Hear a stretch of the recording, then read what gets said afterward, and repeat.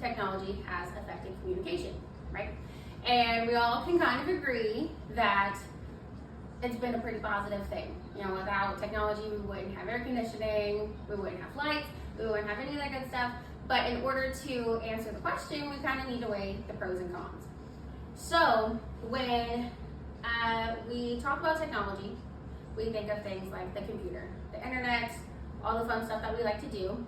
And then we think of communication, we think of what we're doing right now. But technology is more than just the internet, it's more than just media, and communication is more than just us talking face to face. Communication could be anything from body language to nonverbal cues like the tone that you use when speaking the word, everything but the actual word. Like if I were to tell you, ugh, well, you know I'm irritated because my body language or the sound that I just made, right? And then technology can be anything that you have made out of knowledge. Like when they used to take a stick and a rock and make a spear. That's technology and it would be used as a weapon.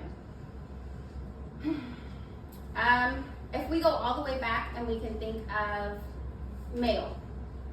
Mail used to take days and months and weeks at a time to get to us. And now because of technology, we're able to have that communication faster. And we don't even have to use the mail nowadays. We can use our cell phones and the internet to send emails. We don't have to use the postal office. I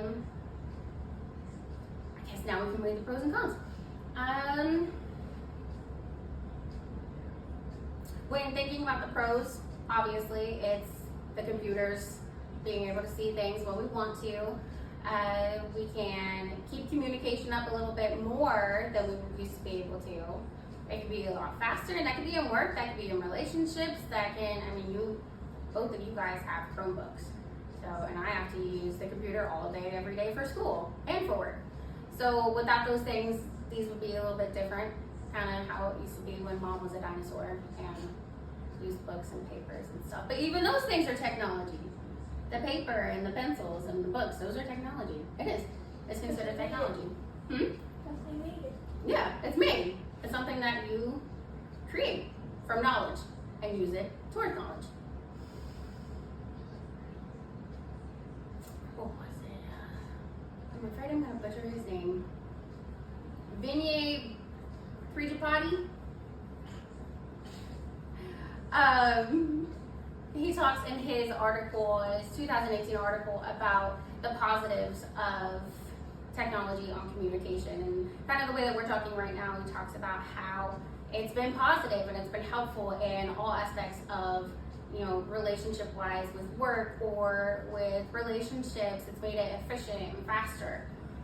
But on the other end of it, we have the negatives, and the negatives would be kind of our disconnect, where we have trouble letting go of that technology, especially younger and older generations. We have, you know, we're stuck in our phone all the time, or we're on the computer all the time, or watching YouTube all the time, and not always for work, unfortunately, or for school.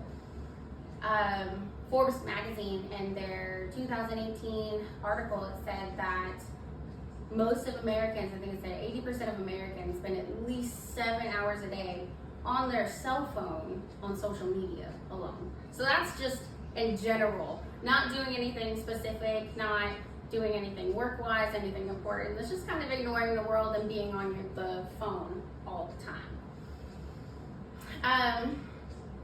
Vinay also states in his article that he thinks it's kind of made us lazy. Lazy in relationships, lazy in work. You know, if we can get things done faster, we don't put in the effort to do other things that we are able to do because of that communication and because of that technology factor that we have to be able to do it easier. And sometimes we don't really put in that effort that we could. You know, older generations would say that calculators are making kids lazy because they don't do math on the paper anymore, and because they don't do math on the paper anymore, and so that way it's making their brains lazy because they get to use something that just does it for them. So there's a lot of disconnect, and there's, you know, a lot of different things that can bring us down in sort of the negative way of technology. So I think it's pretty safe to say that technology has affected communication in just about every way possible. You know, whether it's positive or negative is kind of just dependent on how you let it into your life and how you use it to, you know, affect the things that you do. But it's safe to say that it's connected everyone and it's disconnected everyone.